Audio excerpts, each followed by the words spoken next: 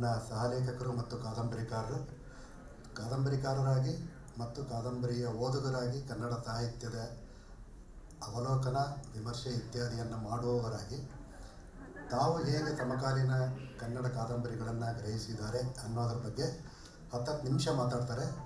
ಕೊನೆಯ 15 ನಿಮಿಷ ನಾವು ಪ್ರೇಕ್ಷಕರಿಂದ ಅಥವಾ ಇಲ್ಲಿ ಏನಾದರೂ ನಾವು ಪ್ರೇಕ್ಷಕರಿಗೆ ಕೇಳುವ ಪ್ರಶ್ನೆಗಳಿದ್ದರೆ ಅದನ್ನು ಸಂವಾದ ರೂಪದಲ್ಲಿ ಮಾಡೋಣ ಅಂತ ಅಂದ್ಕೊಂಡಿದ್ದೀನಿ.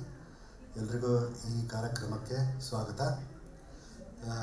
ಕಾದಂಬರಿಗಳು ಅಷ್ಟೇ ಅಲ್ಲ, ಒಟ್ಟಾರೆ ಕನ್ನಡ, ಭಾರತೀಯ ಮತ್ತು ಗ್ಲೋಬಲ್ ಸೌತ್ ಅಂತ ನಾವು ಹೇಳ್ತೀವಿ, ಜಾಗತಿಕ ದಕ್ಷಿಣ, ಅದು ಜಾಗತೀಕರಣದ ದೆಸೆಯಿಂದ ಹೊಸ ಆರ್ಥಿಕ ನೀತಿ, ರಾಜಕೀಯ ಬದಲಾವಣೆ, ಸಾಮಾಜಿಕ ಚಲನಶೀಲತೆ ಮತ್ತು ಸಾಮಾಜಿಕ ರಚನೆ, ಹೊಸದಾಗಿ ರೂಪುಗೊಂಡ ಶೈಕ್ಷಣಿಕ ಆಶೋತ್ತರಗಳನ್ನು ಸಾಧಿಸಿದ ಲೇಖಕರ ಸಮೂಹವನ್ನು ಬೆಳೆಸಿತು. ಇದೀಗ ಕನ್ನಡ ಕಾದಂಬರಿಗಳ ರಚನೆಯಲ್ಲಿ ಕೂಡ ಅಂತಹ ಲೇಖಕರು ತೊಡಗಿಕೊಂಡಿದ್ದಾರೆ. ಹಾಗೆ ನೋಡಿದರೆ ಕನ್ನಡದಲ್ಲಿ ಈ ಒಂದು 20 ವರ್ಷದಲ್ಲಿ ಒಬ್ಬ ಲೇಖಕನಾಗಿ ನಾನು ಗಮನಿಸಿರುವ ಹಾಗೆ ಈ ಒಂದು ತಿಂಗಳಿಂದ ಈ ಪ್ರಕ್ರಿಯೆಯಲ್ಲಿ ಇರಬೇಕಾದಾಗ ಸ್ವಲ್ಪ ಅಚ್ಚರಿನೇ ಆಯಿತು ನನಗೆ. ಸಾಮಾನ್ಯವಾಗಿ ನಾವೇನು ಮಾಡ್ತೀವಿ ಅಂದರೆ, ನಾನು ಕಥೆಗಾರ ಆಗಿರೋದ್ರಿಂದ ಕಥೆಗಳೇ ಶ್ರೇಷ್ಠ ಅಂತ ಒಂದು ಭ್ರಮೆಯನ್ನು ಇಟ್ಕೊಂಡಿದ್ದೀನಿ ನಾನು. ಆದರೆ ಈ 20 ವರ್ಷಗಳಲ್ಲಿ ಕನ್ನಡ ಕಾದಂಬರಿಗಳಲ್ಲಿ ನಡೆದ ಪ್ರಯೋಗಶೀಲತೆ ಮತ್ತು ಹೊಸ ಲೇಖಕರು ಹೊಸ ವಸ್ತು ವಿನ್ಯಾಸಗಳಿಂದ ಬರಿತಾ ಇದ್ದಾರಲ್ಲ, ಅದು ಕಥೆಗಳಿಗಿಂತಲೂ ಭಾಳ ದೊಡ್ಡ ಪ್ರಮಾಣದಲ್ಲಿದೆ ಅಂತ ನನಗೆ ಅನ್ನಿಸ್ತು. ಅದು ಈ ಓದಿರೋ ಕಾದಂಬರಿಗಳನ್ನು ಮತ್ತೆ ಓದಬೇಕಾದಾಗ ನನಗೆ ಭಾಳ ಆಶ್ಚರ್ಯ ಆಯಿತು, ಯಾಕೆ ಯಾರೂ ಗುರುತಿಸೇ ಇಲ್ಲಲ್ಲ ಈ ಅಂಶವನ್ನು ಅಂತ. ಈ ಹಿನ್ನೆಲೆಯಲ್ಲಿ ಜಾಗತೀಕರಣದ ಮೊದಲಿನ ಸಾಹಿತ್ಯ ರಚನೆಯಲ್ಲಿ ಇದ್ದ ಹಾಗೆ ಒಂದೇ ಬಗೆಯ ವಿಚಾರ ಕೇಂದ್ರಿತ ಕಾದಂಬರಿಗಳ ಈ 2.5 ದಶಕದಲ್ಲಿ ನಾವು ಕಾಣಲಿಕ್ಕೆ ಸಾಧ್ಯ ಇಲ್ಲ. ಆ ಕಾರಣವಾಗಿಯೇ ವಿಭಿನ್ನ ಅನುಭವ, ವೃತ್ತಿ ಹಿನ್ನೆಲೆ, ವಿಭಿನ್ನ ರಾಜಕೀಯ ಸಿದ್ಧಾಂತಗಳಲ್ಲಿ ನಂಬಿಕೆ ಉಳ್ಳವರು ಏಕಕಾಲದಲ್ಲಿ ಕಾದಂಬರಿಯಲ್ಲಿ ರಚನೆಗೆ ತೊಡಗಿದ್ದಾರೆ. ಮತ್ತು ಈ ಭಿನ್ನ ದೃಷ್ಟಿಕೋನ, ಅನುಭವಗಳೇ ವಸ್ತು ವಿನ್ಯಾಸ ರೂಪಿಸ್ತಾ ಇರೋದ್ರಿಂದ ಅದು ಕನ್ನಡ ಕಾದಂಬರಿ ಓದುಗರಿಗಂತಲೂ ಭಾಳ ಹೊಸ ಅನುಭವನೇ ಕೊಡ್ತಾ ಇದೆ. ಮತ್ತು ಇಲ್ಲಿ ನಾವು ನಮ್ಮ ಗುಂಪಿನಲ್ಲಿ ಚರ್ಚೆ ಮಾಡಿರೋ ಹಾಗೆ ಸಾಮಾಜಿಕ ಮತ್ತು ವ್ಯಕ್ತಿ ಸಂಘರ್ಷ ಈವರೆಗೆ ಕನ್ನಡ ಕಾದಂಬರಿಯಲ್ಲಿ ಪ್ರವೇಶ ಪಡೆಯದಂತಹ ವಸ್ತು ವಿಷಯ ಈ ಹೊಸ ಕಾದಂಬರಿಗಳಲ್ಲಿ ಕಾಣಿಸ್ತಾ ಇದೆ. ಕನ್ನಡದ ಕಥಾ ಅಂದರೆ ಈಗಾಗಲೇ ಹೇಳಿದೆ ಅದನ್ನು ನಾನು. ಕಂಟೆಂಟ್ ದೃಷ್ಟಿಯಿಂದ ಕಾದಂಬರಿಯಲ್ಲಿನೇ ಅತಿ ಹೆಚ್ಚು ಪ್ರಯೋಗಗಳನ್ನು ನಾನು ಗುರುತಿಸಿದ್ದೀನಿ. ಈಗ ನವೋದಯ ಸಾಹಿತ್ಯದ ಸಹಜ ವಿಕಾಸ ಬಿಟ್ಟರೆ ಆನಂತರದ ಕನ್ನಡ ಸಾಹಿತ್ಯ ರಚನೆ ಸಿದ್ಧಾಂತವೊಂದನ್ನು ಮೊದಲು ಪ್ರಸ್ತಾಪನೆ ಮಾಡಿಬಿಟ್ಟು ಆನಂತರ ಸಾಹಿತ್ಯ ರಚನೆಯಲ್ಲಿ ತೊಡಗಿರೋದನ್ನು ನಾವು ಕಾಣ್ತೀವಿ. ಉದಾಹರಣೆಗೆ ಪ್ರಗತಿಶೀಲನೆ ಇರ್ಬೋದು, ನವ್ಯ, ಬಂಡಾಯ, ದಲಿತ, ಸ್ತ್ರೀವಾದ ಇತ್ಯಾದಿ. ಆದರೆ ಈಗ ಜಾಗತೀಕರಣದ ನಂತರ ಸಮಾಜ ಆ ಥರ ಇಲ್ಲ. ಮತ್ತು ವಿಶ್ವವಿದ್ಯಾಲಯದಿಂದ ಸಾಹಿತ್ಯ ವಿಕೇಂದ್ರೀಕರಣ ಆಗಿದೆ ಮತ್ತು ಡಿಕನ್ಸ್ಟ್ರಕ್ಟ್ ಆಗಿ ಎಲ್ಲ ವಲಯದವರು ಬರಿತಾ ಇದ್ದಾರೆ. ಹಿಂದೆ ಇಂಗ್ಲೀಷ್ ಉಪನ್ಯಾಸಕರು ಕನ್ನಡ ಸಾಹಿತ್ಯ ಬರಿತಾ ಇದ್ದರು, ನವೋದಯದಿಂದ ಸೇರಿಸ್ಕೊಂಡು ಹೇಳ್ತಾ ಇದ್ದೀನಿ ನಾನು. ಆಮೇಲೆ ಕನ್ನಡ ಅಧ್ಯಾಪಕರು ಕನ್ನಡ ಸಾಹಿತ್ಯವನ್ನು ರಚನೆ ಮಾಡೋಕ್ಕೆ ಶುರು ಮಾಡಿದರು. ಬೇರೆ ಬೇರೆ ವರ್ಗದವ್ರು ಮಾಡ್ತಾ ಇರಲಿಲ್ಲ ಅಂತಲ್ಲ, ಆದರೆ ಡಾಮಿನೆಂಟ್ ಫೀಚರ್ ಇದೇ ಇತ್ತು ಕನ್ನಡ ಸಾಹಿತ್ಯದಲ್ಲಿ. ಆದರೆ ಈ 25 ವರ್ಷಗಳಲ್ಲಿ ಆ ಥರ ಇಲ್ಲ. ಜಾಗತೀಕರಣದ ಕಾರಣದಿಂದಾಗಿ ಬೇರೆ ಬೇರೆ ಸಂಕೀರ್ಣ ವೃತ್ತಿಗಳಲ್ಲಿ ತೊಡಗಿಕೊಂಡವರು ಸಾಹಿತ್ಯ ರಚನೆಯನ್ನು ಮಾಡ್ತಾ ಇದ್ದಾರೆ. ಸೊ ಹಾಗಾಗಿ ನಾವು ನವ್ಯ, ಬಂಡಾಯ, ದಲಿತ, ಸ್ತ್ರೀವಾದ ಅಥವಾ ನವ್ಯೋತ್ತರ ಆ ಥರ ಇಲ್ಲ ಅಂತನ್ನೋ ಕಳಕಳಿಯನ್ನು ವ್ಯಕ್ತಪಡಿಸೋ ಅವಶ್ಯಕತೆ ಇಲ್ಲ. ಮತ್ತು ಆ ಕಾರಣಕ್ಕಾಗಿಯೇ ನಾವು ಈಗ ಬರಿತಾ ಇರೋ ಲೇಖಕರಲ್ಲಿ ಸೈದ್ಧಾಂತಿಕವಾದ ಬದ್ಧತೆ ಇಲ್ಲ ಅಂತ ಹೇಳೋ ಅವಶ್ಯಕತೆ ಇಲ್ಲ. ಅವರೆಲ್ಲ ಜೀವನದ ಅನುಭವಕ್ಕೆ ಬದ್ಧರಾಗಿ ಬರಿತಾ ಇರೋದ್ರಿಂದ ನಿಮಗೆ ಕೆಲವು ಸಲ ನೀವು ಅಪೇಕ್ಷೆ ಪಡಿತಾ ಇರುವಂತಹ ಸಿದ್ಧಾಂತ ಕಾಣಿಸ್ಲಿಕ್ಕಿಲ್ಲ ಅಷ್ಟೇ ಅದರಲ್ಲಿ. ಅದು ಕಾರಣ ಏನಂದರೆ, ಇವತ್ತು ಸಮಾಜ 70ರ ದಶಕದ ಹಿಂದಿನ ಸಮಾಜದ ಥರ ಸಾಮಾಜಿಕವಾಗಿ ಸಂಘಟಿತವಾಗಿಲ್ಲ. ಈಗಿನ ರಾಜಕೀಯ ವಿಚಾರಗಳು ಭಾಳ ತೀವ್ರವಾಗಿವೆ ಮತ್ತು ಎಲ್ಲ ಕ್ಷೇತ್ರಗಳಲ್ಲೂ ಒಂದು ಧ್ರುವೀಕರಣವಾದ ಅಭಿಪ್ರಾಯ ಇದೆ. ಅದಕ್ಕೆ ಜಾಗತೀಕರಣನೇ ಕಾರಣ. ಒಂದು ನೀವು ಆ ಕಡೆ ಇರಬೇಕು ಅಥವಾ ಈ ಕಡೆ ಇರಬೇಕು ಅಂತ ಅನ್ನುವ ರಾಜಕೀಯ ನಿಲುವುಗಳು ಹಿಂದೆ ಇರ್ತಾ ಇರಲಿಲ್ಲ. ಅಟ್ಲೀಸ್ಟ್ ನಾವು ಯುವಕರಾಗಿದ್ದಾಗ ಬೇರೆ ಬೇರೆ ಸಿದ್ಧಾಂತಗಳನ್ನು ನಾವು ಜಗಳ ಆಡಿದ್ದೀವಿ. ಅವ್ರು ನೀವು ಎಡನೇ ಇರ್ಬೋದು, ಬಲನೇ ಇರ್ಬೋದು, ನಡುವಿನವರೇ ಇರ್ಬೋದು, ಯಾರೇ ಇರ್ಬೋದು. ಆದರೆ ಈಗ ಆ ಥರ ವಾತಾವರಣ ಇಲ್ಲ. ಸೊ ಅದು ಏನಾಗ್ತಾಯಿದೆ ಅಂದರೆ ಹೊಸ ಕಂಟೆಂಟನ್ನು ಯೋಚನೆ ಮಾಡುವಂತಹ ಬೇರೆ ಕ್ಷೇತ್ರಗಳ ಲೇಖಕರಿಗೆ ಅಳಕ್ಕೆ ಶುರುವಾಗಿದೆ. ಅದು ಈಗ ನಾನು ಬರೆದ್ರೆ ನನ್ನನ್ನು ಯಾರಾದ್ರೂ ದಾಳಿ ಮಾಡಿಬಿಡ್ಬೋದು ಏನೋ ಬೌದ್ಧಿಕವಾಗಿ. ಯಾಕಂದರೆ ಆ ಥರದ್ದು ಒಂದು ಸಂಘಟಿತ ಪ್ರಯತ್ನಗಳು ಸೋಷಿಯಲ್ ಮೀಡಿಯಾಗಳು ತುಂಬ ಚೆನ್ನಾಗಿ ಮಾಡ್ತಾಯಿವೆ ಇತ್ತೀಚಿನ ದಿನಗಳಲ್ಲಿ. ಅದು ಇರಲಿ, ಅದೊಂದು ವಾಸ್ತವ. ಅದು ಅಂದರೆ ಈಗ ಹಿಂದೆ ನಗರ, ಗ್ರಾಮೀಣ, ವಲಸೆ ಇವೆಲ್ಲ ಪ್ರಾಮಿನೆಂಟಾಗಿ ಇರೋವಂತಹ ಅನುಭವಗಳಲ್ಲಿ ಈಗ ಕಾರ್ಪೊರೇಟ್ ಲೋಕ ಸೇರಿಕೊಂಡಿದೆ. ಅದರಲ್ಲಿ ಸಂಕೀರ್ಣವಾದ ಬೇರೆ ಬೇರೆ ವಿಚಾರಗಳು ಸೇರಿಕೊಂಡಿವೆ. ವಿಶಿಷ್ಟ ಲಿಂಗ ಸಂವೇದನೆ ಇದೆ. ಸೋಕಾಲ್ಡ್ ನವ ಅಂಬೇಡ್ಕರ್ ವಾದ ಕೂಡ ಮುಂಚೂಣಿಯಲ್ಲಿದೆ. ಮತ್ತು ದಲಿತ ಸಮುದಾಯಗಳ ಅಭಿವ್ಯಕ್ತಿ ಹಿಂದೆ ಇರೋದಕ್ಕೂ ಈಗಿರೋದಕ್ಕೂ ಸ್ವಲ್ಪ ವ್ಯತ್ಯಾಸ ಇದೆ. ಇತ್ತೀಚೆಗೆ ಗುರುಪ್ರಸಾದ್ ಕಂಟಲಗೆರೆಯವರ ಅಟ್ರಾಸಿಟಿ ಕಾದಂಬರಿಯನ್ನು ಓದಿದರೆ 30 ವರ್ಷದಿಂದ ಆ ಥರದ ಕಾದಂಬರಿ ಬರೆಯೋಕ್ಕೆ ಸಾಧ್ಯ ಇರಲಿಲ್ಲ. ಅವರು ದಲಿತ ಸಮುದಾಯದವರೇ. ಸೊ ಹಾಗಾಗಿ ಅವರು ಅವಲೋಕನ ಮಾಡುವ ಸ್ಥಿತಿ ಬಂದಿದ್ದಾರೆ ಅಂದರೆ ಅದು ತುಂಬ ಒಳ್ಳೆಯದನ್ನೇ. ಅದು ಒಂದು ಸಂಘಟನೆ ಅಥವಾ ಒಂದು ಚಳವಳಿ, ಅದರ ಪಾಸಿಟಿವ್ ಸಕಾರಾತ್ಮಕ ಅಂಶಗಳು ಇದ್ದೇ ಇರುತ್ತೆ ಒಂದು ಇದರಲ್ಲಿ.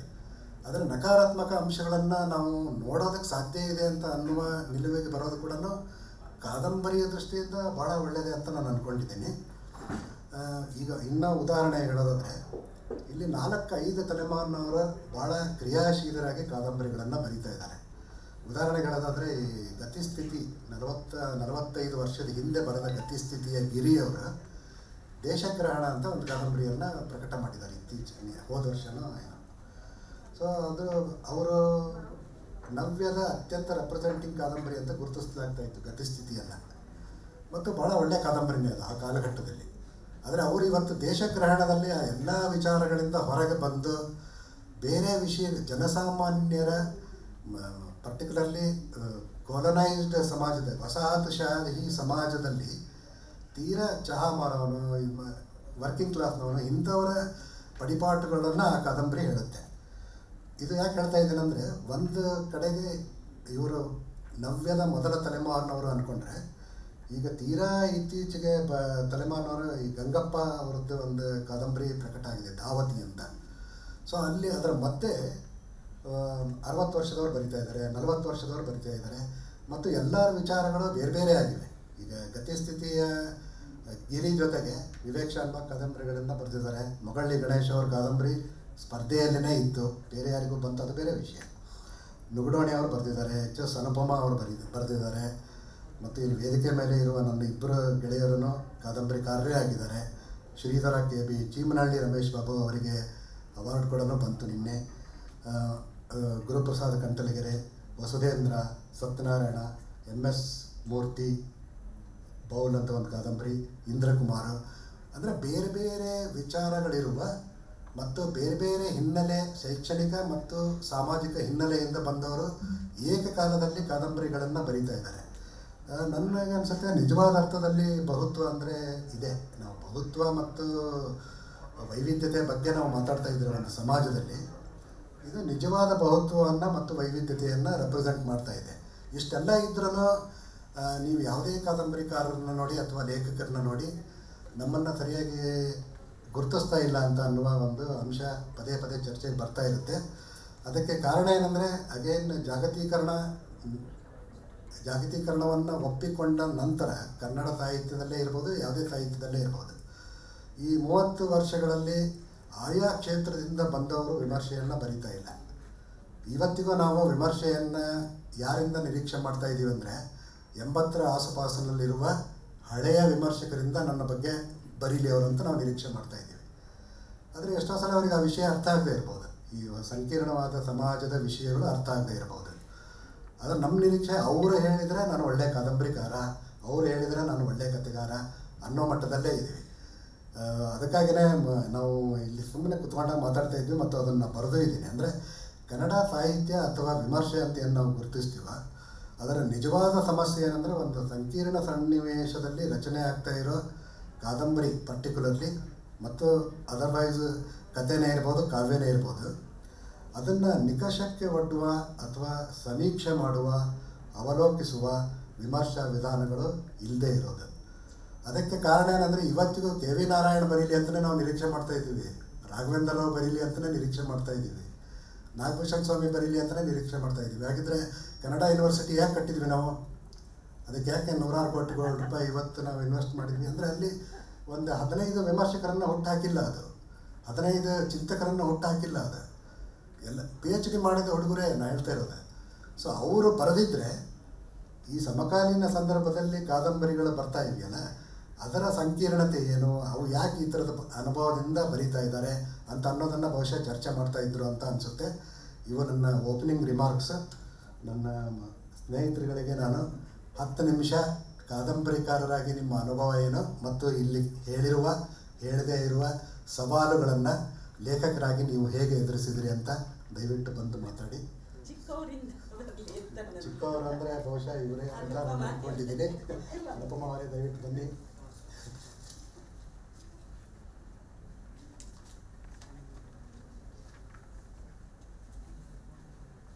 ಅವ್ರು ಅಲ್ಲೇ ಕೂತು ಮಾತಾಡ್ತಾರೆ, ಮೈಕ್ ತಗೊಳ್ಬೇಕಾದ್ರೆ ಇಲ್ಲಿ ಬೈಕು ಇದೆ ಮತ್ತು ಅವ್ರಿಗೆ ಯಾವ್ದು ಅನುಕೂಲ ಆಗ್ತದೆ. ಎಲ್ಲರಿಗೂ ನಮಸ್ಕಾರ. ಇದೇ ಸರಿ ಅಂತ ಇಡ್ಸ್ಕೊಂಡಿರೋದು ನಾವು. ಅದು ಕುರ್ಚಿ ಸ್ವಲ್ಪ ಕಷ್ಟ ಆಗುತ್ತೆ ನಮ್ಮ ಬೆನ್ನಿನ ಆರೋಗ್ಯಕ್ಕೆ. ಕಾದಂಬರಿ ಬರವಣಿಗೆ ಅನ್ನೋದನ್ನು ನಾನು ಹೇಗೆ ಗ್ರಹಿಸಿದ್ದೀನಿ ಅಂದರೆ, ನಾನು ಬರೆದಿರೋದು ಒಂದು ಕಾದಂಬರಿ, ಪಕ್ಕಿ ಹಳ್ಳದ ಹಾದಿಗುಂಟ ಅಂತ. ಹಾಗಾಗಿ ಕಾದಂಬರಿ ಬರವಣಿಗೆಯ ನನ್ನ ಅನುಭವ ನನಗೆ ಅನಿಸೋದು, ಕಾದಂಬರಿ ಬರವಣಿಗೆಗೆ ನಾವು ತೊಡಗಿಕೊಳ್ತೇವೆ ಅಂದರೆ ಕಥನದ ಮೂಲಕ ನಮ್ಮನ್ನು ನಿರಂತರ ಕಾಡುವಂತಹ ಜೀವಲೋಕದ, ಮನುಷ್ಯ ಲೋಕದ ಒಂದು ಗಾಢವಾದ ಸಂಗತಿಯ ಹುಡುಕಾಟದ ದೀರ್ಘವಾದ ಕಡಿದಾದ ಹಾದಿಯ ಇಳಿಜಾರು ಪಯಣ ಅಂತ ನಾನು ಅಂದ್ಕೊಂಡಿದ್ದೀನಿ. ಈ ದಾರಿಯಲ್ಲಿ ನಾವು ಸಾಕ್ತಾ ಇರುವಾಗ ಆ ದಾರಿಯ ಎಲ್ಲ ಆಯಾಮಗಳನ್ನು, ಮೂಲೆ ಮುಡುಕುಗಳನ್ನು ಅದು ನಮಗೆ ಕಾಣಿಸ್ತಾ ಇರ್ತದೆ. ಅದನ್ನು ನೋಡುವ ಕಣ್ಣು ಬರಹಗಾರ ಅಥವಾ ಬರಹಗಾರ್ತಿದ್ದು ಆಗಿರಬೇಕು. ಈ ಶೋಧನೆಯ ಹಾದಿಯಲ್ಲಿ ನಾವು ಒಳ ಹೊಕ್ಕಷ್ಟು ನಾವು ಹೆಚ್ಚು ಮಾನವೀಯವಾಗ್ತಾ ಹೋಗ್ತೇವೆ, ಜೀವ ಸಂವೇದನೆಯನ್ನು ಅರ್ಥ ಮಾಡ್ಕೊಳ್ತಾ ಹೋಗ್ತೇವೆ. ನಮಗೆ ನಮ್ಮ ಸಹಜೀವಿಯ ಒಂದು ಅಂತಃಕರಣ, ಸಹಜೀವಿಯ ಬಗ್ಗೆ ಅಂತಃಕರಣ ನಮ್ಮ ಒಳಗೆ ಮೊದಲು ಹುಟ್ಟುತ್ತದೆ. ಇದೆಲ್ಲ ಆಗಬೇಕು ಅಂದರೆ ನಮ್ಮಲ್ಲಿ ಒಂದು ತಾದಾತ್ಮ್ಯ ಬೇಕು. ಆ ಸಂಗತಿಯ ಜೊತೆಗೆ ನಮಗೆ ನಡೆಯುವ ನಿರಂತರತೆಯನ್ನು ಕಾಪಿಟ್ಟುಕೊಳ್ಳಲಿಕ್ಕೆ ಒಂದು ಮನಸ್ಥಿತಿ ಬೇಕು. ಇವತ್ತಿನ ದಿನದಲ್ಲಿ ಇದು ಬಹಳ ದುಬಾರಿ ಅಂತ ನಾನು ಅಂದ್ಕೊಂಡಿದ್ದೀನಿ. ಅದರಲ್ಲೂ ಹೆಣ್ಣು ಮಕ್ಕಳಿಗೆ ಅಂತ ನಾನು ಬೇರೆ ಹೇಳಬೇಕಾಗಿಲ್ಲ, ಅದು ಯಾವ ಪರಿಸ್ಥಿತಿಯಲ್ಲಿದೆ ಅಂತ ಅನುಭವಿಸಿದವ್ರಿಗೆ ಗೊತ್ತಿರುತ್ತೆ. ನನ್ನ ಕಾದಂಬರಿಯ ಬರವಣಿಗೆ 2019ರಲ್ಲಿ ಪುಸ್ತಕ ಬಂತು, ಅದು ಪಕ್ಕಿ ಹಳ್ಳದ ಹಾದಿಗುಂಟ. ಆದರೆ ಆ ಕಥನ ನನ್ನ ಒಳಗೆ 7-8 ವರ್ಷದ ಹಿಂದಿನಿಂದಲೇ ನಡೀತಾ ಇತ್ತು.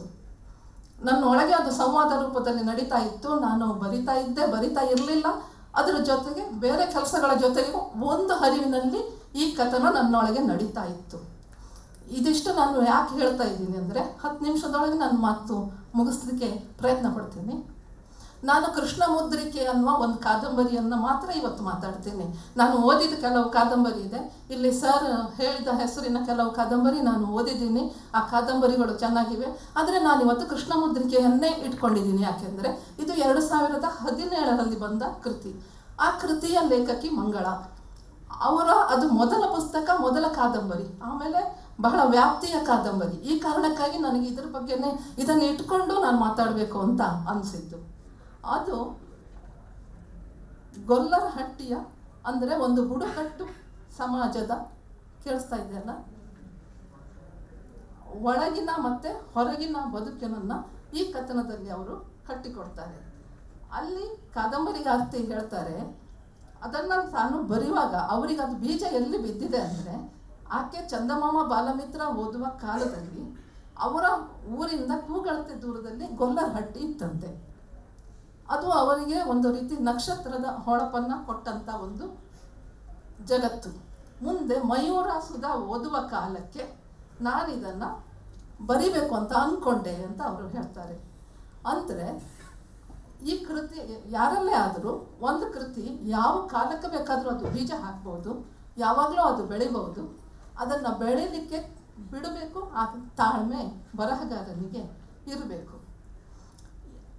ಕೃಷ್ಣ ಮುದ್ರಿಕೆ ಬಂದಿದ್ದು ಅಹರ್ನಿಶಿ ಪ್ರಕಾಶನದಿಂದ. ಇಲ್ಲಿ ಬುಡಕಟ್ಟು ಸಮುದಾಯದ ಬದುಕಿನ ಸಾಂಸ್ಕೃತಿಕ ಸಾಂಪ್ರದಾಯಿಕ ಕಟ್ಟುಪಾಡು, ನ್ಯಾಯ ಕಟ್ಟಳೆಗಳ ಸಣ್ಣ ಸಣ್ಣ ವಿವರಗಳನ್ನು ಈ ಕೃತಿ ಕಟ್ಟಿಕೊಡ್ತದೆ.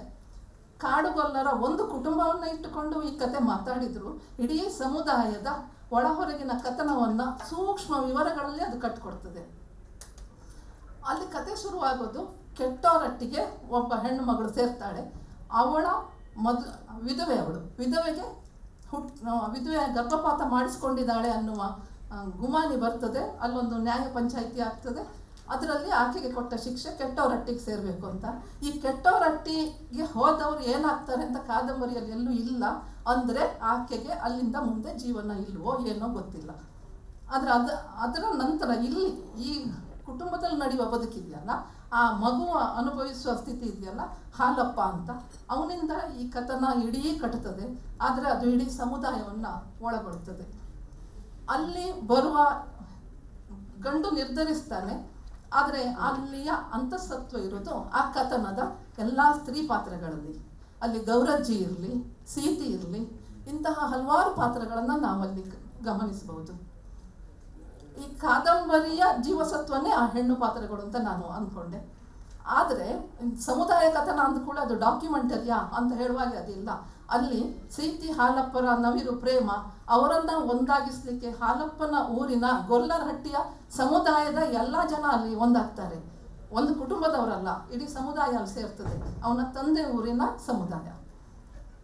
ಅದೇ ಸೀತಿ ಮುಂದೆ ಕಟ್ಟಳೆಯ ಕಾರಣಕ್ಕಾಗಿ ಸುರಿಯುವ ಮಳೆಯಲ್ಲಿ ಹೊರಗೆ, ಹಟ್ಟಿಯಿಂದ ಹೊರಗೆ ಒಂದು ಗುಡ್ಡದಲ್ಲಿ ಹೆರಿಗೆ ಆಗ್ತದೆ ಅವಳಿಗೆ. ಅವಳು ಅದರಲ್ಲಿ ನಂಜಾಗಿ ಸಾಯ್ತಾಳೆ. ಇದು ಕೂಡ ಅಲ್ಲಿ ಹಾಲಪ್ಪನಿಗೆ ಆ ಹೆಂಡತಿ ಹಟ್ಟಿ ಒಳಗೆ ಹೆರಲಿ ಅಂತ ಇರ್ತದೆ. ಆದರೆ ಆ ಕಟ್ಟಳೆ, ಸಮುದಾಯದ ಕಟ್ಟಳೆ ಅವಳನ್ನು ಹೊರಗೆ ಕಳಿಸುವ ಪರಿಸ್ಥಿತಿಯನ್ನು ತರ್ತದೆ. ಈ ಕಥನ ಒಂದು ಸಮುದಾಯದ ನೆಲೆಯಿಂದ ವೈಯಕ್ತಿಕ ನೆಲೆಗೆ ಬದುಕು ಎರಡನ್ನೂ ಹೇಳ್ತಾ ಇದೆ. ಅಲ್ಲಿ ಲೇಖಕಿ ಏನನ್ನೂ ಹೇಳೋದಿಲ್ಲ, ಆದರೆ ಆ ಕಥನವನ್ನು ಓದುವಾಗ ನಮಗೆ ಕಾಣುತ್ತದೆ ವೈಯಕ್ತಿಕ ಬದುಕು, ವೈಯಕ್ತಿಕ ನೆಲೆ ಬೇಕಾ, ಸಮುದಾಯದ ನೆಲೆ ಬೇಕಾ, ಅಥವಾ ಇದೆರಡರಲ್ಲಿ ಇರುವಂತಹ ಒಳಿತು ಕೆಡುಕುಗಳು ಏನು, ಇದನ್ನೆಲ್ಲ ನಾವು ಯೋಚಿಸುವ ಹಾಗೆ ಈ ಕೃತಿ ಕಟ್ಟಿಕೊಡ್ತದೆ. ಇದರಲ್ಲಿ ಕೊರತೆ ಇಲ್ವಾ ಅಂದರೆ ಇದರಲ್ಲಿ ಕೊರತೆ ಇಲ್ಲ ಅಂತ ನಾನು ಹೇಳ್ತಾ ಇಲ್ಲ. ಆದರೆ ಇದೊಂದು ಸಮಕಾಲೀನ ಅಂತ ಗುರುತಿಸಿಕೊಳ್ಳುವಂಥ ಎಲ್ಲ ಲಕ್ಷಣ ನಾನು ಈ ಕಾದಂಬರಿಯಲ್ಲಿ ಗಮನಿಸಿದೆ. ಆದರೆ ಆ ಕಾದಂಬರಿ ಎಷ್ಟು ಜನ ಓದಿದ್ದಾರೆ ಅಥವಾ ಎಷ್ಟು ಸುದ್ದಿ ಮಾಡಿದೆ ನನಗೆ ಇದೇನೂ ಗೊತ್ತಿಲ್ಲ. ಅಂದರೆ ನನ್ನ ಹಾಗೆ ಯಾವುದೋ ಒಂದು ಗ್ರಾಮೀಣ ಭಾಗದ ಹೆಣ್ಣು ಮಗಳು ಆಕೆ ಅಂತ ನಾನು ಅಂದ್ಕೊಂಡಿದ್ದೀನಿ. ನನಗೆ ಲೇಖಕಿ ಬಗ್ಗೆ ಅದಕ್ಕಿಂತ ಹೆಚ್ಚೇನು ಗೊತ್ತಿಲ್ಲ. ಮೊನ್ನೆ ಈ 2 ದಿನದ ಒಂದು ಸಂವಾದವನ್ನು ನಾನು ಯೂಟ್ಯೂಬಲ್ಲಿ ನೋಡಿದೆ. ಅಲ್ಲಿ ಪ್ರಕಾಶಕರೊಬ್ಬರು ಪುಸ್ತಕದ ಬಗ್ಗೆ ಹೇಳ್ತಾ ಇದ್ದರು.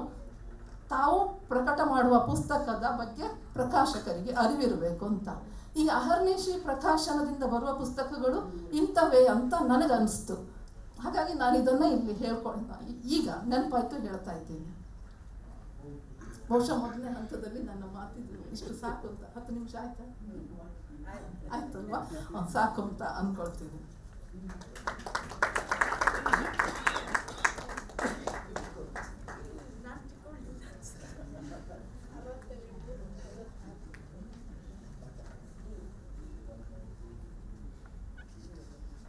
ಅವ್ರು ಹೇಳಿದ ಮಾತಿಗೆ ಕೆಟ್ಟವರು ಒಕ್ಕಲು ಅಂತಿದೆಯಲ್ಲ, ಹೀಗೆ ಕೆಟ್ಟವರೆಲ್ಲ ಸೇರಿ ಒಂದು ಒಕ್ಕಲಾಗುತ್ತೆ. ಅವ್ರು ಕೆಟ್ಟವರು ಒಕ್ಕಲು, ಕಳ್ಳು ಒಕ್ಕಲು ಅಂತ ಹುಟ್ಟುಕಟ್ಟೆ ಅಭ್ಯಾಸ ಮಾಡೋದ್ರೆ ಗೊತ್ತಾಗ್ತದೆ.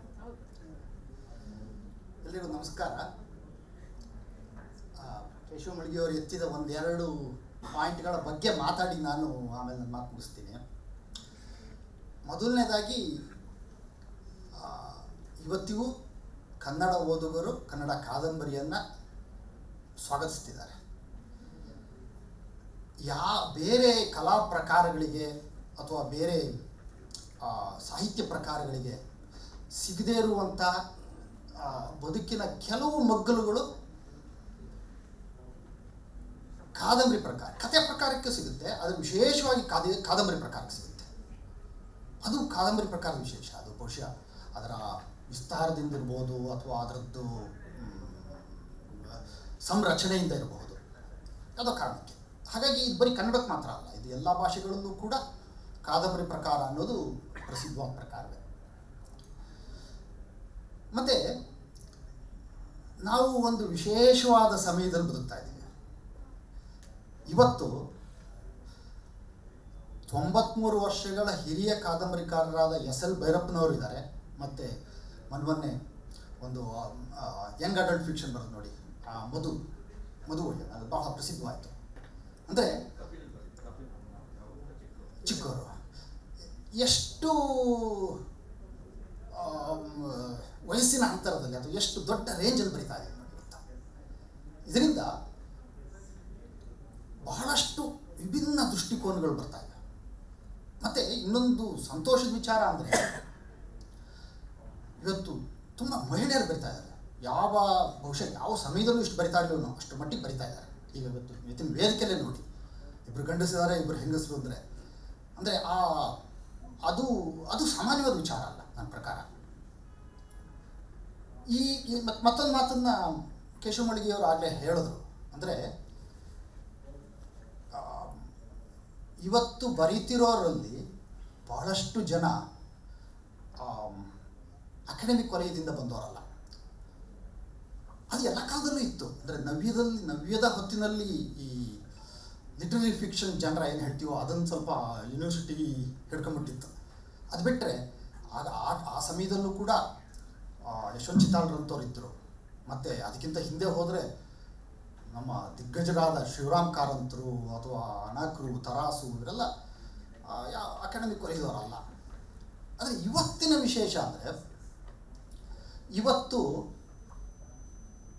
ಬೇರೆ ಬೇರೆ ಉದ್ಯೋಗಗಳು, ಇವತ್ತು ನಾವು ಬೆಂಗಳೂರಂಥ ಮಹಾನಗರಗಳಲ್ಲಿ ಇದ್ದುಕೊಂಡು ಕೆಲಸ ಮಾಡ್ತಿರುವಂಥ ಯಾವುದೋ ಮ್ಯಾನುಫ್ಯಾಕ್ಚರಿಂಗ್ ಸೆಕ್ಟರ್ ಇರ್ಬೋದು, ಯಾವುದೋ IT ಸೆಕ್ಟರ್ ಇರ್ಬೋದು, ಈ ಥರ ಕೆಲಸ ಮಾಡ್ತಿರುವಂಥ ಕಾರ್ಪೊರೇಟ್ ವಲಯದಲ್ಲಿ ಕೆಲಸ ಮಾಡೋರು ಕೂಡ ಬರಿತಾ ಇದ್ದೀವಿ. ಸ್ಟಾಕ್ ಮಾರ್ಕೆಟಲ್ಲಿ ಕೆಲಸ ಮಾಡೋರು ಬರಿತಾ ಇದ್ದಾರೆ, ಸಮಾಜ ಸೇವೆ ಮಾಡ್ತಿರೋರು ಬರಿತಾ ಇದ್ದಾರೆ, ಲಾಯರ್ಗಳು, ವೈದ್ಯರು, ಹೀಗೆಲ್ಲರೂ ಬರಿತಾ ಇದ್ದಾರೆ. ಇವತ್ತು ನಾನು ಬೆಂಗಳೂರಿನಲ್ಲಿದ್ದು ಕಾದಂಬರಿ ಬರಿತಾ ಇದ್ದರೆ ಹಿರಿಯ ಕಾದಂಬರಿಕಾರರಾದ ಇವರಿಗೆ 80 ವರ್ಷ ಮೊಗಸಾಲೆಯವರು ಕಾಂತಾವರ ಅಂತ ಒಂದು ಹಳ್ಳಿ ಕೂತು ಬರಿತಾ ಇದ್ದಾರೆ.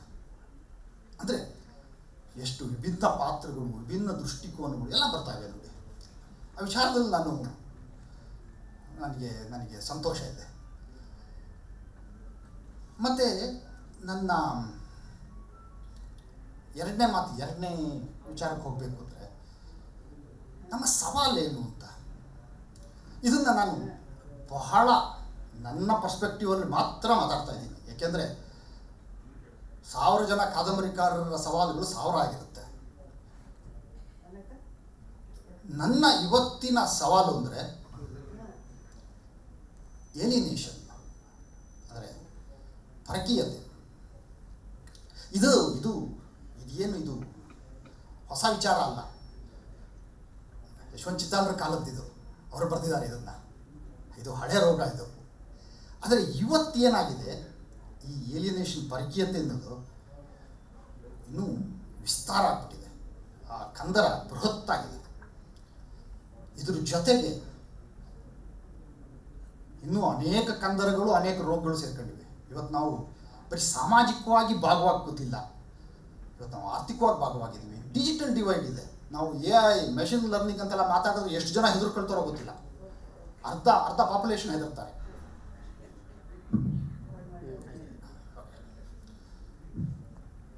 ಹಾಗಾಗಿ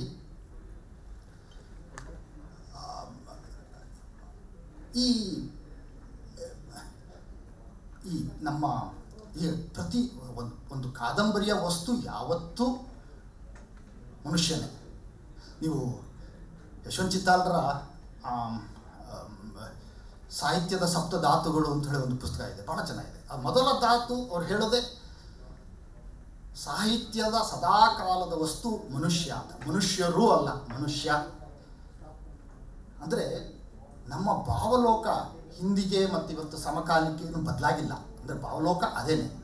ಆದರೆ ಆ ಭಾವಲೋಕದ ಮೇಲೆ ನಡೆಯುವ ದಾಳಿಗಳು ತೀವ್ರವಾಗಿವೆ. ಅದನ್ನು ನಾವು ಹೇಗೆ ಎದುರಿಸ್ತೀವಿ? ಅದೇನು ಅಸಹಾಯಕತೆ? ಅವರ ಶಿಕಾರಿಯ ನಾಗಪ್ಪನಿಗೆ ಬರುವ ಅಸಹಾಯಕತೆ, ಅನಿಶ್ಚಿತತೆ ಮತ್ತು ಒಂಥರ ಶಿಕಾರಿ ಭಾವ ಇವತ್ತು ನನ್ನ ನಾಯಕನಿಗೂ ಬರ್ತದೆ. ಅವನು ಅಷ್ಟೇ ಅನ್ಸರ್ಟನಿಟಿ, ಏಲಿಯನೇಷನಿಂದ ನರಳ್ತಾನೆ. ಬಟ್ ಇನ್ನೂ ಭಯಂಕರವಾಗಿದೆ. ಅಟ್ಲೀಸ್ಟ್ ಅವನು ಅವ್ನು ಕೊಡೋ ರೆಸ್ಪಾನ್ಸು ಕೂಡ ಒಂದೇ. ಅಂದರೆ ಶಿಕಾರಿ ನಾಗಪ್ಪ 1 ಮಗ 2 ಮಗ ಅಂತ ಬೈತಾನೆ, ನನ್ನ ನಾಯಕ ಅದಕ್ಕಿಂತ 4 ನಂಬರ್ ಜಾಸ್ತಿ ಆ್ಯಡ್ ಮಾಡ್ಕೊತಾನೆ. ಅಂದರೆ ನಾನು ಏನು ಹೇಳ್ತಾ ಇದ್ದೀನಿ ಅಂದರೆ, ಈ ಪರಕೀಯತೆ ಅಂದರೆ ಇಷ್ಟು ಮಹಾನಗರದಲ್ಲಿ ಇದ್ದುಕೊಂಡು ಕೂಡ 1.5 ಕೋಟಿ ಜನಸಂಖ್ಯೆ ಇರೋ ಮಹಾನಗರದಲ್ಲಿ ಇದ್ಕೊಂಡು ಕೂಡ ನಾವು ಕೆಲಸ ಮಾಡೋ ವಾತಾವರಣದಲ್ಲಿ ಪಕ್ಕ ಕೂತಿರ್ತಾರೆ. ಆದರೆ ಎಲ್ಲೂ ಕೂಡ ಸ್ನೇಹ ಮೂಡ್ತಾ ಇಲ್ಲ. ಯಾಕೆ ಸ್ನೇಹ ಮೂಡ್ತಾ ಇಲ್ಲ ಅಂದರೆ, ಅಲ್ಲಿ ನಮ್ಮ ಉದ್ಯೋಗ ನಮ್ಮನ್ನು ನಿಯಂತ್ರಿಸುತ್ತೆ. ಇವತ್ತು ನಮ್ಮ ಗ್ರಹಿಕೆಯ ಪ್ರಪಂಚವನ್ನು ನಮ್ಮ ಉದ್ಯೋಗ ನಿಯಂತ್ರಿಸುತ್ತೆ. ಉದ್ಯೋಗವನ್ನು ಎಕಾನಮಿ ನಿಯಂತ್ರಿಸುತ್ತೆ. ಹಾಗಾಗಿ ಒಂದು ಸಂಬಂಧ ಅಂತಿದ್ದ ಹಾಗೆ ಆ ಸಂಬಂಧಕ್ಕೆ ಪ್ರೈಸ್ ಟ್ಯಾಗ್ ಇಲ್ಲದೆ ಇದ್ರೆ ನಮಗೆ ಅದನ್ನೇನು ಒಪ್ಕೊಳ್ಳೋದಕ್ಕೆ ಆಗೋದಿಲ್ಲ. ಆ ಕಾರಣಕ್ಕೋಸ್ಕರ ನಾನು ಒಂದೊಂದು ತಲೆಗೂ ಒಂದೊಂದು ಬೆಲೆ ಅಂತ ಬರ್ತೇನೆ ನನ್ನ ಕಾದಂಬರಿ. ಅಂದರೆ ಸಂಬಂಧಕ್ಕೊಂದು ಬೆಲೆ ಇರಲೇಬೇಕು. ನನ್ನ ಕಾದಂಬರಿನಲ್ಲಿ ಒಬ್ಬರು HR ಮ್ಯಾನೇಜರು, ಅವ್ರಿಗೂ ಮತ್ತು ಇನ್ನೊಬ್ಬರು ಕಂಪನಿ ಮಾಲೀಕರು, ಇವರು 62 ವರ್ಷ, ಅವರಿಗೆ 76 ವರ್ಷ, ಅವರಿಬ್ಬರಿಗೂ ಸ್ನೇಹ ಆಗುತ್ತೆ. ಆ ಸ್ನೇಹವನ್ನು ಬೇರೆ ಪಾತ್ರಗಳಿಗೆ ಸ್ವೀಕರಿಸೋದಕ್ಕೆ ಆಗೋದಿಲ್ಲ. ಅದು ಹೇಗೆ ಸ್ನೇಹ ಆಗೋದು ಸಾಧ್ಯ? ಒಬ್ಬ ಮ್ಯಾನೇಜರ್ಗೂ ಒಬ್ಬ MDಗೂ ಸ್ನೇಹ ಆಗೋದಕ್ಕೆ ಹೇಗೆ ಸಾಧ್ಯ? ಬರೀ ಅಷ್ಟೇ ಅಲ್ಲ, ಅದನ್ನು ಓದಿದ ಎಷ್ಟೋ ಜನ ಸರ್ ಇದು ಹೇಗೆ ಸಾಧ್ಯ ಸರ್ ಅಂದರೆ, ಸಹಜವಾಗಿ ಅದನ್ನು ಆ ಸಂಬಂಧಗಳನ್ನು ನಾವು ಒಪ್ಕೊಳ್ಳೋದಕ್ಕೆ ಆಗೋದೇ ಇಲ್ಲ. ನೀವು ಮಲೆಗಳಲ್ಲಿ ಮದುಮಗಳು ನೋಡಿದ್ರೆ, ಮಲೆಗಳಲ್ಲಿ ಮದುಮಗಳಲ್ಲಿ ಮುಕುಂದನ ಪಾತ್ರ ಬರುತ್ತೆ. ಎಷ್ಟು ಚೆನ್ನಾಗಿ ಅವನ ಆಳು ಮಕ್ಕಳ ಜೊತೆ ಅವನು ಬೆರ್ತು ಹೋಗ್ತಾನೆ. ಅದೇ ಟಾಲ್ಸ್ಟಾಯ್ ಲೆವಿನ್ ಪಾತ್ರ ಬರುತ್ತೆ ನೋಡಿ, ಅವನಂತೂ ಹುಲ್ಲೆಲ್ಲ ಕತ್ತರಿಸ್ತಾನೆ, ಎಲ್ಲ ಜೊತೆನೂ ಬೆರೀತಾನೆ. ಅಥವಾ ಡಾಸ್ಟಾವ್ಸ್ಕಿದು ಕ್ರೈಮ್ ಆ್ಯಂಡ್ ಪನಿಷ್ಮೆಂಟಲ್ಲಿ ಇಬ್ಬರು ಸ್ನೇಹಿತರು ನೋಡಿ, ಅವ್ರ ಪ್ರಾಣ ಸ್ನೇಹಿತರು. ಆ ರೀತಿಯ ಸಹಜವಾದ ಸಂಬಂಧಗಳು ಸಾಧ್ಯ ಆಗ್ತಾ ಇಲ್ಲ. ಈ ಸಹಜವಾದ ಸಂಬಂಧಗಳು ಸಾಧ್ಯವಾಗದೇ ಇದ್ದಾಗ ಆ ಥರದ ಪಾತ್ರಗಳನ್ನು ಹೇಗೆ ಸೃಷ್ಟಿ ಮಾಡಲಿ? ಆ ಥರದ ಪಾತ್ರ ಸೃಷ್ಟಿ ಮಾಡಿದಾಗ ಅದು ನೀವು ತಕ್ಷಣ ಕೃತಕ ಅಂತೀರ, ನಾನು ಸೃಷ್ಟಿ ಮಾಡಿದ್ರೆ ಕೃತಕ ಅಂತೀರ. ಇದು ಇವತ್ತಿನ ನನ್ನ ಸವಾಲು. ಇದು ನಾನು ಹೇಳಿದ ಹಾಗೆ ಇದು ಎಲ್ಲ ಕಡೆನೂ ಅಲ್ಲ, ಇದು ನಾವು ವಿಶೇಷವಾಗಿ ಮಹಾನಗರಗಳಲ್ಲಿ ಬದುಕೋರ ಸವಾಲು. ಹಾಗೆ ಇದನ್ನು ಹೇಗೆ ನಾವು ಓವರ್ಕಮ್ ಮಾಡಬೇಕು ಅನ್ನೋದನ್ನು ನಾವು ಬಹಳ ಚಿಂತಿಸಬೇಕಾಗಿದೆ. ಏಕೆಂದರೆ ಸಮಾಜ ಬದಲಾಗಬೇಕು. ನನಗೆ ಸಮಾಜ ಯಾವತ್ತೂ ಹಿನ್ನೆಲೆ ನನ್ನ ಅದು ನಾನು ಹೇಳಿದ ಹಾಗೆ ನಾನು ಮನುಷ್ಯರ ಬಗ್ಗೆ ಬರೆಯಲ್ಲ, ಮನುಷ್ಯನ ಬಗ್ಗೆ ಬರೆಯೋದು. ಅವನಿಗೆ ಹಿನ್ನೆಲೆಯಾಗಿ ಸಮಾಜ ಇರುತ್ತೆ. ಇದು ನನ್ನ ಸವಾಲು. ಮತ್ತೊಂದು ವಿಮರ್ಶೆದು ಒಂದು ನಿಮಿಷ ಹೇಳಿ ನಾನು ಮುಗಿಸ್ತೀನಿ. ಅವ್ರು ನನಗೆ ಕೇಳಿದ್ರು ವಿಮರ್ಶೆ ಬಗ್ಗೆ ಹೇಳಿ ನಿಮ್ಮ ಅಭಿಪ್ರಾಯ ಅನ್ನೋ ಥರ. ನಾನು ಅವರಿಗೆ ವಾಪಸ್ ಕೇಳಿದೆ, ಇನ್ನು ಊಟನೇ ಮಾಡದೇ ಇದ್ದವರಿಗೆ ಅಡುಗೆ ಹೇಗಿತ್ತು ಅಂತ ಕೇಳಿದಾಗಾಯಿತು ಅಂತ. ಏಕೆಂದರೆ ಇವತ್ತು ನನ್ನ ಮೊದಲ ಕಾದಂಬರಿಗೆ 1-2 ವಿಮರ್ಶೆ ಬಂತು. ಅದು ಬಿಟ್ಟರೆ ಏನು ಮತ್ತೆ ವಿಮರ್ಶೆ ಅಂತ ಹೇಳಿ ಬರಲೇ ಇಲ್ಲ. ನಾನು ಬರೆದ್ರೆ ಫೇಸ್ಬುಕ್ಕಲ್ಲಿ ಸುಮಾರು ಜನ ಹಾಕ್ತಾರೆ, ಅದನ್ನು ನೋಡಿ ಬೇರೆ ಜನ ಖರೀದಿ ಮಾಡ್ತಾರೆ. ಅಥವಾ ನನಗೆ ಈಗ ಫೇಸ್ಬುಕ್ಕಲ್ಲಿ ಬರೆಯೋರೆಲ್ಲ ಯಾವ ಥರ ಅಂದರೆ, ತುಂಬ ಚೆನ್ನಾಗಿತ್ತು, ತುಂಬ ಚೆನ್ನಾಗಿತ್ತು ಅಂದರೆ ಅವರಿಗೆ ಬೇರೆ ಅವರು ಬರಹಗಾರರಲ್ಲ, ಆದರೆ ಅವರು ಇಷ್ಟಪಟ್ಟಿದ್ದನ್ನು ಹೇಳ್ತಾರೆ. ನನ್ನ ಪ್ರಕಾರ ಒಂದು ವಿಮರ್ಶೆ ಒಂದು ಕೃತಿಯನ್ನು ಅದು ಪ್ರವೇಶಕ್ಕೆ ಅಣಿ ಮಾಡಬೇಕು. ಅದಕ್ಕೆ 2 ಪರ್ಪಸ್ನ ತಿಳ್ಕೊಂಡಿದ್ದೀನಿ. ಒಂದು ಪ್ರವೇಶಕ್ಕೆ ಅಣಿ ಮಾಡಬೇಕು, ಎರಡನೇದು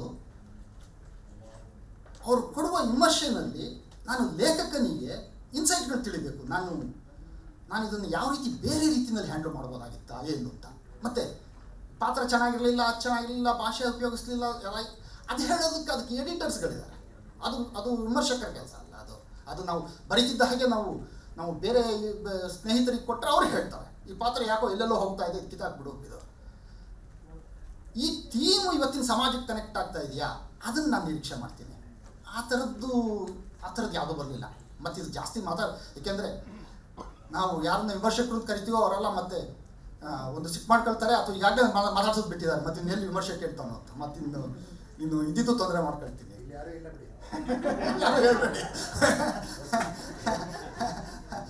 ಹಾಗಾಗಿ ಹಾಗಾಗಿ ಆ ಥರದ್ದು ಮುಂದೆ ಬಂದಾಗ ಮಾತಾಡ್ಬೋದು. ಬಂದಿದೆ ನನಗೆ ಚಿಕ್ಕಮಗಳೂರಿನ ಒಬ್ಬರು ಗಿರಿಜಾಶಂಕರ್ ಅಂತ ಪತ್ರಕರ್ತರು, ಅವ್ರು ನನ್ನ 2 ಕಾದಂಬರಿ ಬಗ್ಗೆ ನನಗೆ ಉಪಯೋಗವಾಗುವಂತಹ ಲೇಖನಗಳನ್ನು ಬರೆದು ನಾನು ಏನು ತಿದ್ಕೋಬೋದು ಅನ್ನೋದನ್ನು ಕೂಡ ನನಗೆ ತೋರಿಸ್ಕೊಟ್ಟಿದ್ದಾರೆ.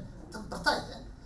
ಬಟ್ ಮಣಗಿಯವರು ಹೇಳಿದ ಹಾಗೆ ಇದು ಇನ್ನೂ ಬಹಳಷ್ಟು ಮಟ್ಟಿಗೆ ಅಂದರೆ ಇದು ಮುಂದಿನ ಜನ್ರೇಷನ್ಗೆ ಹೋಗಬೇಕಾಗಿದೆ ವಿಮರ್ಶೆ. ಇದಿಷ್ಟು ಸಾಕು.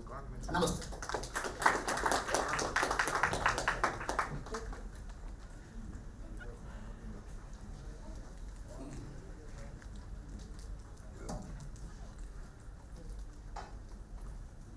ಎಲ್ಲರಿಗೂ ನಮಸ್ಕಾರ. ಸರ್ ನಮಗೆಲ್ಲ ಒಂದು ಟಿಪ್ಪಣಿ ಕಳಿಸಿದ್ದರಿಂದ ನಾವು ಆ ಟಿಪ್ಪಣಿಗಳನ್ನೆಲ್ಲ ನೋಡ್ಕೊಂಡಿದ್ದೀವಿ.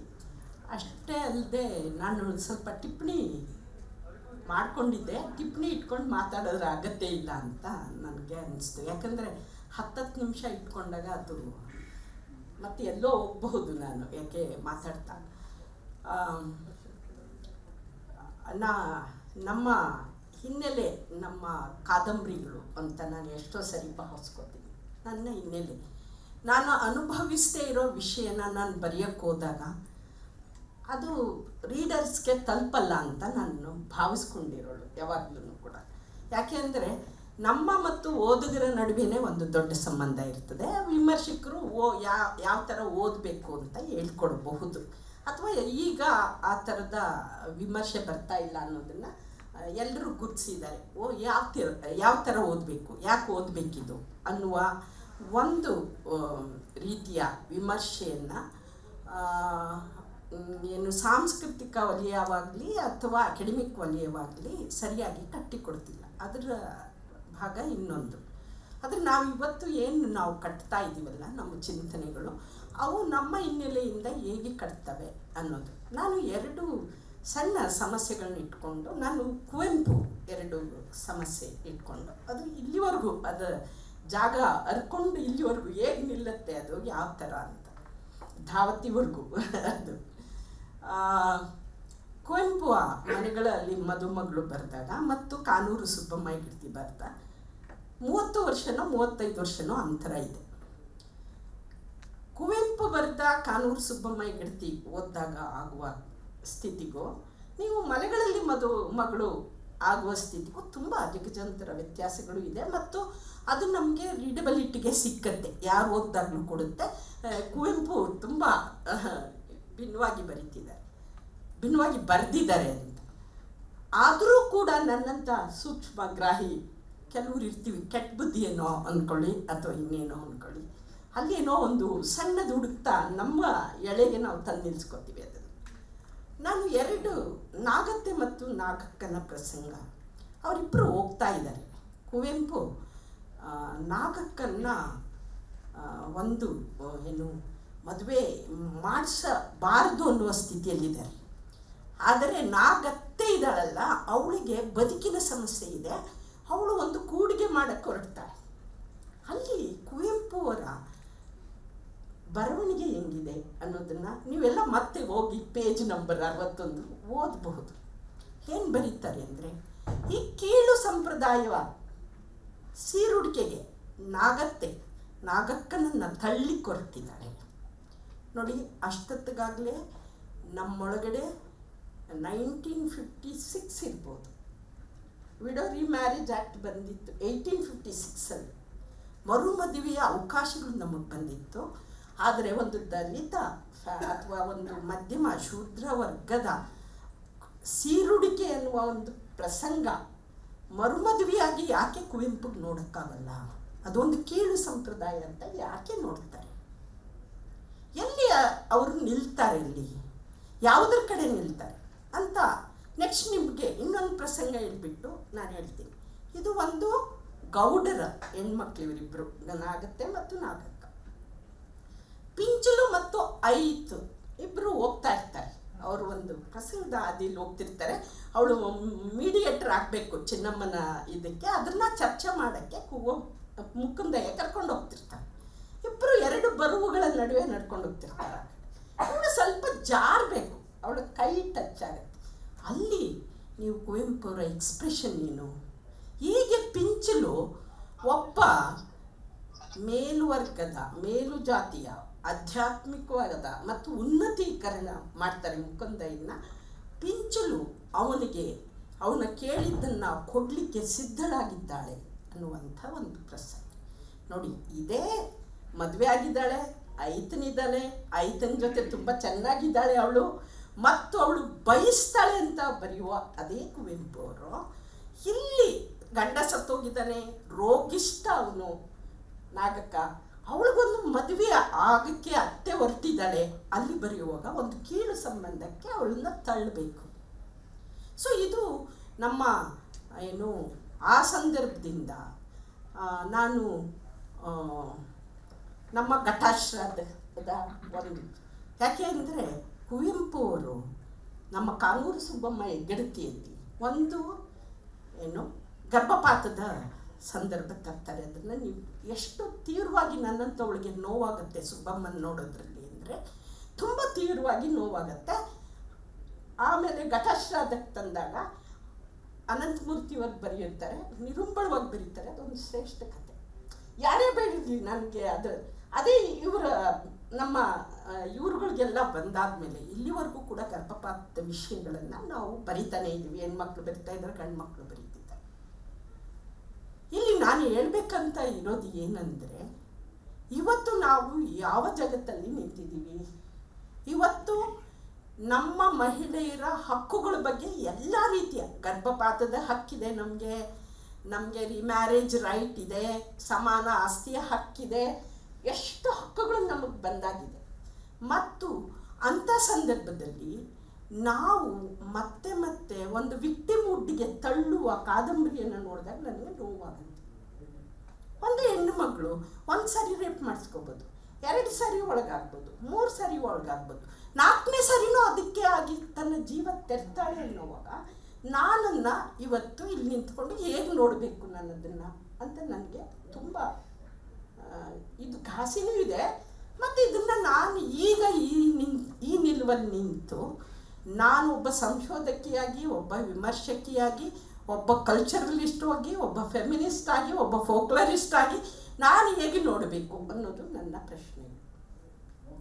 ನೆಕ್ಸ್ಟ್ ನಾನು ಪ್ರಶ್ನೆ ಎತ್ತೋದು, ನಮ್ಮ ವಿಸ್ತರಿಸ್ತಾ ಹೋಗ್ತಾ ಇದ್ದಾರೆ ನಮ್ಮೆಲ್ಲ ಅನೇಕ ಹೆಣ್ಣುಮಕ್ಕಳು. ನನಗೆ ಬನಶಂಕರಿ ನೋಡಿ, ಅವಳು ಒಬ್ಬ ವಿಡೋ, ಬಸರಿ ಆಗ್ತಾಳೆ, ಮಗುನೇ ಇರ್ತಾಳೆ, ಸಾಕ್ತಾಳೆ, ಬೆಳೆಸ್ತಾಳೆ. ಸದಾನಂದ ಕಾದಂಬರಿ ನನಗೆ ಬಹಳ ಇಷ್ಟ ಆಗ್ತದೆ. ವಿಡೋ ರಿಮ್ಯಾರೇಜ್ನ ಮಾಡೋಕ್ಕೆ ಅದು ಒಂದು ದೊಡ್ಡ ಇದನ್ನು ನಡೆಸ್ತದೆ. ಆ ಕಾಲಕ್ಕೆ MK ಇಂದಿರಾ ಪಣಿಯಮ್ಮನನ್ನು ಒಂದು ವಿಶಿಷ್ಟ ರೀತಿಯಿಂದ ಚಿತ್ರಿಸ್ತಾರೆ. ಇವತ್ತು ಇಷ್ಟು ಪರಂಪರೆಯಲ್ಲಿದ್ದೀವಿ ನಾವು, ಒಂದು ವಿಡೋನ ನೋಡೋ ರೀತಿಯ ಪರಂಪರೆನೂ ನಮಗಿದೆ.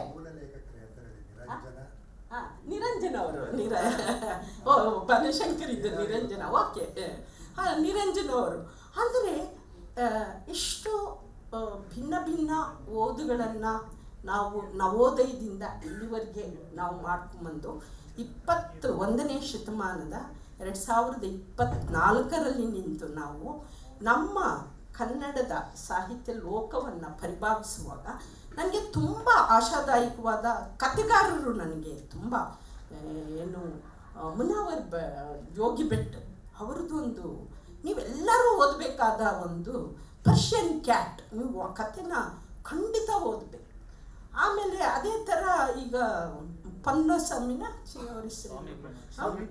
ಸ್ವಾಮಿ ಚಿನ್ನಾರಿ ಅವರ ಕಥೆಗಳನ್ನು, ಪನ್ನಾಚಿ ಅವ್ರ ಕಥೆಗಳನ್ನು ಓದಬೇಕು. ಅಂದರೆ ನನಗೆ ಇನ್ನೂ ತುಂಬ ಒಳ್ಳೆ ಒಳ್ಳೆ ಕತೆ ಕಟ್ಟುವವರು ನಮ್ಮ ಜೊತೆ ಇದ್ದಾರೆ ಅಂತ ಹೇಳ್ತಾ ಸರ್ ಒಂದು ಕೊನೆಗೆ ಹೇಳಿದರು, ನಿಮ್ಮ ಕಾದಂಬರಿಗಳ ಹಿನ್ನೆಲೆಯಲ್ಲಿ ನೀವು ಒಂದು ಚೂರು ಮಾತಾಡಿದರೆ ಒಳ್ಳೆಯದು ಅಂತ. ನಾನು 2 ಕಾದಂಬರಿಗಳನ್ನು ಬರೆದಿದ್ದೀನಿ. ಒಂದು ದ್ವಿತ್ವ ಅಂತ 2005ರಲ್ಲಿ ಪ್ರಕಟ ಆಯಿತು, ಮತ್ತು 2016ರಲ್ಲಿ ಅದು ಮರುಪ್ರಕಟ ಆಗಿದೆ. ಇನ್ನೊಂದು ಈಗ ಭರತಕಲ್ಪ ಅಂತ, ಭರತನ ಇಟ್ಕೊಂಡು ನಾನು ಬರೆದಿರೋದು. ಸೊ ಈ 2 ಕಾದಂಬರಿಗಳನ್ನು ನಾನು ಕಟ್ಟುವಾಗ ನನಗೆ ಒಂದು ಹಳ್ಳಿಯ ಬಹುತ್ವ ನನಗೆ ಬಹಳ ಇಂಪಾರ್ಟೆಂಟ್ ಆಗುತ್ತೆ. ಇನ್ನೊಂದು ಭರತನ ಕಟ್ಟುವಾಗ ನನಗೆ ದೇಶದ ಬಹುತ್ವ ಬಹಳ ಇಂಪಾರ್ಟೆಂಟ್ ಆಗುತ್ತೆ.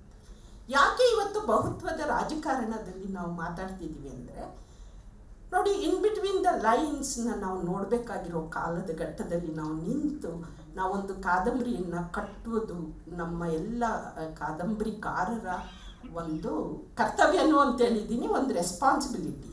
ಅದು ನಾವು ಬರೀತಾ ಇಲ್ಲ, ನಾವು ಬರಹಗಾರರಿಗೆ ಒಂದು ಹೊಣೆಗಾರಿಕೆನೂ ಇದೆ, ಒಂದು ರೆಸ್ಪಾನ್ಸಿಬಿಲಿಟಿನೂ ಇದೆ.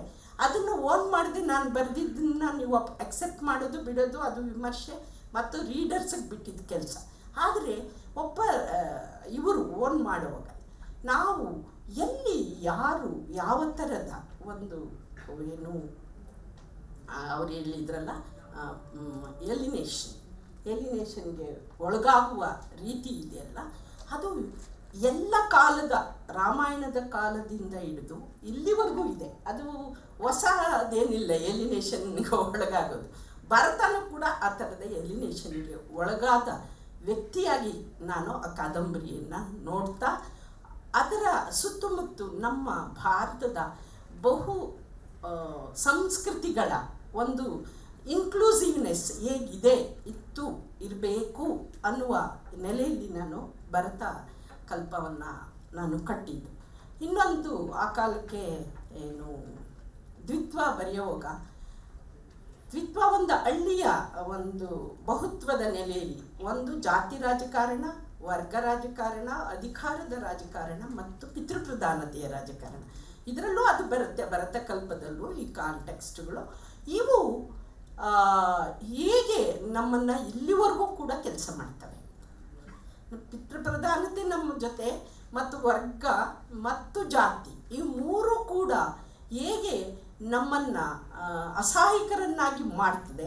ಆದರೆ ಆ ಅಸಹಾಯಕತೆ ಬರೀ ಅವರನ್ನು ದಬಾವಣೆ ಮಾಡ್ತಾ ಇದ್ರು, ಪುಟಿದೇಳುವ ಶಕ್ತಿ ಬೇರೆ ಪರ್ಯಾಯವಾಗಿ ಹೇಗೆ ಇರ್ತದೆ. ನಾನು ನೋಡಿದ ಬೆಸ್ಟ್ ಎಕ್ಸಾಂಪಲ್ಸ್ ಇದೆ.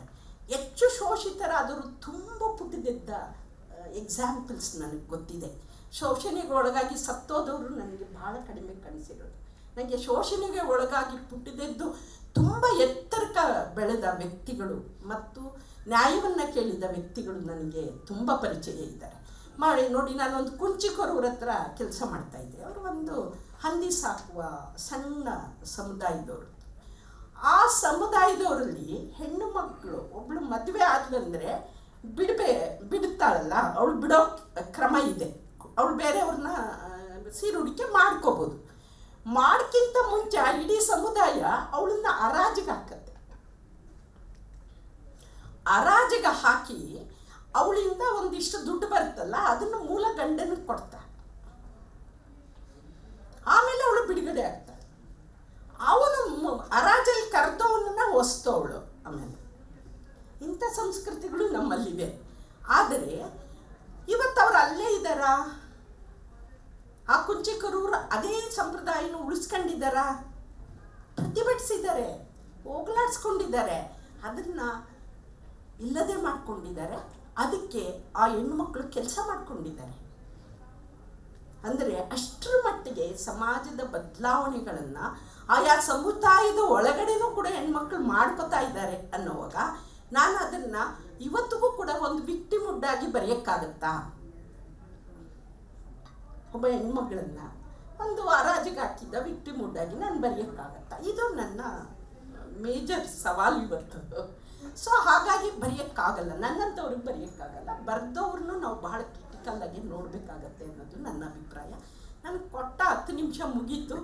ಚರ್ಚೆ ಇದ್ದರೆ ಮುಂದೆ ಮಾಡೋಣ ಅಂತ ಹೇಳ್ತಾ ಎಲ್ರಿಗೂ ನಮಸ್ಕಾರ.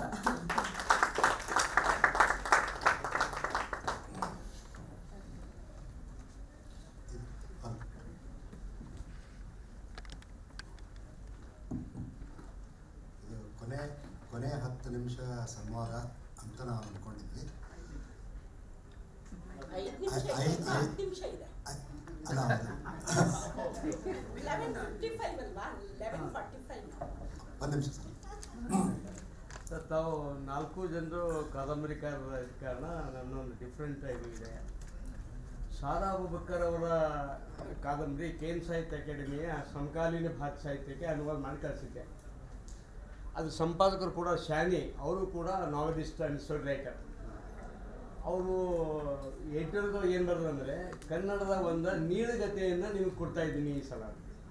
ನಾವು ಕಾದಂಬರಿ ಅನ್ನೋದನ್ನು ಅವರು ನೀಳುಗತೆ ಅಂತ ಕರೆದ್ರು, ಒಂದು ಫಾರ್ಮ್ಯಾಟ್ ದೃಷ್ಟಿಯಿಂದ. ಯಾವ ಕಾದಂಬರಿ ಸರ್? ಸಾರಾಬೋಕರ್ ಅವರ ಚಂದ್ರಗಿರಿ ನದಿ ತೀರದಲ್ಲಿ.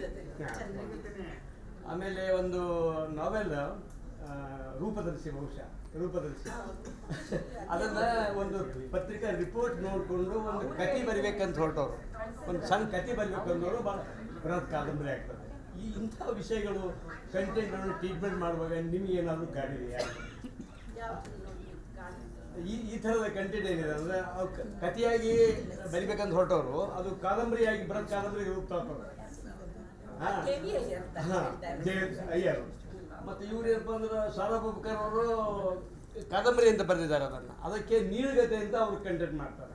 ಸೊ ಈ ಥರದ ಕ್ರಿಯೇಟಿವಿಟಿ ಏನಿದೆಯಲ್ಲ ತಮ್ಗೇನಾದರೂ ಕಾಡಿದೆ? ಅಲ್ಲ, ಧಾವತಿ ಬರೀತಾ ಗಂಗಪ್ಪ ತಳವಾರ್ ಅವರು ಇದನ್ನ ಹೇಳ್ತಾರೆ, ನಾನೊಂದು ಕಥೆ ಬರೆಯಕ್ಕೆ ಕೊಡ್ತದೆ, ಅದು ಕಾದಂಬರಿ ಆಯ್ತು ಅಂತ. ಅದು ರೈಟರ್ ಒಂದು ಅನಿಸಿಕೆ, ಅದು ಅವ್ರು ಏನೋ ಬರಿಬೇಕಂತ ಗೊತ್ತಿಲ್ಲ, ಅದೊಂದು ದೀರ್ಘತೆನ ಪಡ್ಕೊಂಡಾಗ ಪೇಜ್ ಲೆಕ್ಕದಲ್ಲಿ ಅವ್ರು ನೀಳುಗತೆ ಅಂತ ಕರ್ತಿರ್ಬೋದು. ಯಾಕೆಂದ್ರೆ ಅದೊಂದು ನೀಳುಗತೆಯ ಫಾರ್ಮ್ ನಮ್ಮಲ್ಲಿ ಇತ್ತು. ಅದೆಷ್ಟೋ 60 ಪೇಜಸ್ ಒಳಗಡೆ ಬಂದರೆ ಅದು ನೀಳುಗತೆ, ಅದು ಮಾಸ್ತಿ ಕೆಲವು ನೀಳುಗತೆ. ಯಾಕಂದ್ರೆ ಕತೆ ಮೇಲೆ ಕಾದಂಬರಿ ಟ್ರೀಟ್ಮೆಂಟ್ ಬೇರೆ ಬೇರೆನೇ ಇರ್ತದೆ ಲೇಖಕಂತ. ನಂದು ಒಂದಿದೆ, ಅಂದ್ರೆ ನಾನು ಒಂದು ಕಾದಂಬರಿ ಬರೆದಿದ್ರು, ಅದು ನಾನು ಮೊದಲು ಕತೆನೇ ಬರ್ತಿದ್ದೆ. ನಾನು 2012ರಲ್ಲಿ ಕಾಳಿಂದಿ ಮಡು ಅಂತ ಒಂದು ಕತೆ ಬರ್ದೆ. ಆದ್ರೆ ಆ ಕತೆ ನನಗೆ ಸಮಾಧಾನ ಕೊಟ್ಟಿರ್ಲಿಲ್ಲ ಅವಾಗ. ಅದು ಕತೆ ಒಳ್ಳೆ ಮೆಚ್ಚುಗೆ ಪಡ್ಕೊಂಡು ತುಂಬಾ ಟೋಟಲಿ ನನಗೆ ಅದು ಇಷ್ಟ ಆಗಿದೆ, ನನಗೆ ಖುಷಿ ಕೊಟ್ಟ ಕತೆನು. ಆದ್ರೆ ಇದು ಕತೆ ಅಲ್ಲ ಅಂತ ಅನಿಸ್ತು. ಅದೇ ಬೆಳೀತಾ ನನ್ನ ಕಾದಂಬರಿ ಆಯಿತು. ಅದರಲ್ಲಿ ನಮ್ಮ ಕಾಸರಗೋಡು ಭಾಗದ ಪ್ರಾದೇಶಿಕ ಸಂಗತಿಗಳು ಇದ್ವೆ. ಅಂದ್ರೆ ಅಲ್ಲಿ ಎಂಡೋಸಲ್ಫಾನ್ ದೊಡ್ಡ ಸಮಸ್ಯೆ ಇತ್ತು. ಅಲ್ಲಿಂದ ತಗೊಂಡು ಕಾದಂಬರಿ ಗಂಗಾ ನದಿಯ ಮಲಿನತೆಯವರೆಗೆ ಅದು ತಲುಪ್ತದೆ. ನಾನು ಅಂದ್ಕೊಂಡಿರ್ಲಿಲ್ಲ ಹಾಗಾಗತ್ತೆ ಅಂದ್ರೆ, ಆದ್ರೆ ಅದೊಂದೇ ಒಂದು ಕತೆ ನನಗೆ ಹಾಗಾಯ್ತು. ಕತೆಯಿಂದ ನಾನು ಕಾದಂಬರಿಗೆ ಶಿಫ್ಟ್ ಆಗಿದ್ದೀನಿ. ಅದರಲ್ಲಿ ಯಾಕಾಯ್ತು ಅಂತ ನಾನು ಅದನ್ನ ನಿಮ್ಗೆ ಅನುಭವಿಸುವುದಲ್ಲದೆ ನನಗೆ ಹೇಳಕ್ಕಾಗಲ್ಲ. ಬೇರೆ ಯಾವ ಕತೆ ನನಗೆ ಹಾಗೆ ಅನ್ನಿಸ್ಲಿಲ್ಲ. ನಾನು ಬರೆಯುವಾಗ ನಾನು ಕ್ಯಾನ್ವಸ್ಸೇ ದೊಡ್ಡದು ಮಾಡ್ಕೊಂಡಿದ್ದೀನಿ. ಬೇಡ ಅಲ್ವಾ? ಇಲ್ಲಿ ಲೋಕಾಪುರ ಅವರಿದ್ದಾರೆ, ಅವರಿಗೆ ಮತ್ತು ಇಂದ್ರಕುಮಾರ್ ಅವರಿಗೆ ಒಂದೊಂದು ಪ್ರಶ್ನೆ ನಾನು ಕೇಳ್ತೀನಿ. ಲೋಕಾಪುರ ಅವರೇ, ಇತ್ತೀಚಿನ ಒಂದು 5 ವರ್ಷದಲ್ಲಿ ನೀವು ಓದಿರಬಹುದಾದ 1-2 ಹೊಸ ತಲೆಮಾರಿನ ಕಾದಂಬರಿಕಾರರ ಹೆಸರನ್ನ ಹೇಳಿದರೆ ಇಲ್ಲಿರೋರನ್ನು ಓದ್ತಾರೆ ಅವನ್ನ.